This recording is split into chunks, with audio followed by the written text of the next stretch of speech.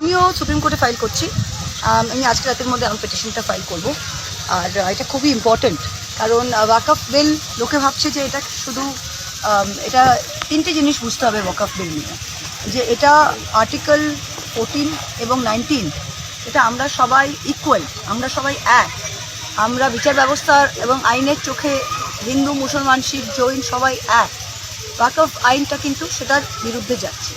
Article 25 to 29 যেটা আছে, যে সবার নিজের নিজের ধর্ম ফলো করার অধিকার আছে এবং নিজের নিজের ধার্মিক প্রতিষ্ঠান যেগুলো আছে সেটার রক্ষণাবেক্ষণ, সেটা দেখাশোনা করার অধিকার আপনার আছে। আপনার যেরকম মন্দির রক্ষণ করা আছে, মুসলমানদেরও সেরকম মসজিদ আছে।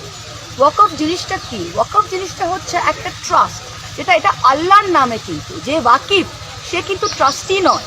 ওয়াকফ হচ্ছে এটা আল্লাহর নামে, এবং যে ওয়াকিফ সে এটা হয় আপনার যেটা মুর্তেবালি যেগুলো হয় তারা দেখাশোনা করে ওয়াকফ সম্পত্তিটা। আচ্ছা, এই আইনটা কি করা হচ্ছে? এই আইনে বলা হচ্ছে যে আপনাকে প্রথমে ওয়াকফকে জমি দিতে হলে, আপনি জমি দিতে চান, আমি জমি দিতে চাই, অনেক হিন্দু জমিদার ছিল যাদের অনেক সম্পত্তি ছিল, তাদের যদি জমিতে গরিব মুসলমানরা থাকতেন তিনি তাদের কবরস্থানের জন্য জমি দান করতেন।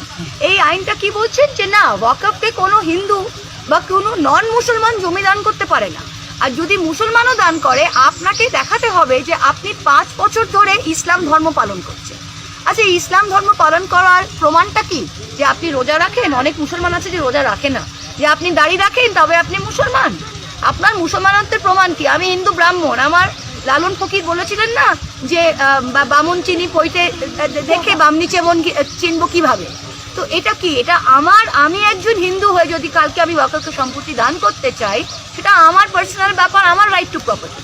তো এইটা নাম্বার 1। নাম্বার 2, আপনি বলছেন সেন্ট্রাল ওয়াকফ কাউন্সিল যেটা আছে 22 জন মেম্বার, তাতে লিখে দিচ্ছেন যে 10 সরকার বলে দিচ্ছে 10 জন মুসলমান থাকবে, 12 জন নন মুসলমান থাকবে।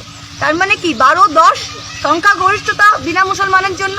কালকে যদি বিজেপি সরকার বলে যে 5 বছরের জন্য আমি এই ওয়াকফ সম্পত্তিটা নিচ্ছি, তাহলে কিন্তু সেন্ট্রাল ওয়াকফ কাউন্সিলে মুসলমানের হয়ে কথা বলার কেউ থাকবে না, কারণ সংখ্যাগরিষ্ঠতা নন মুসলিমদের কাছে।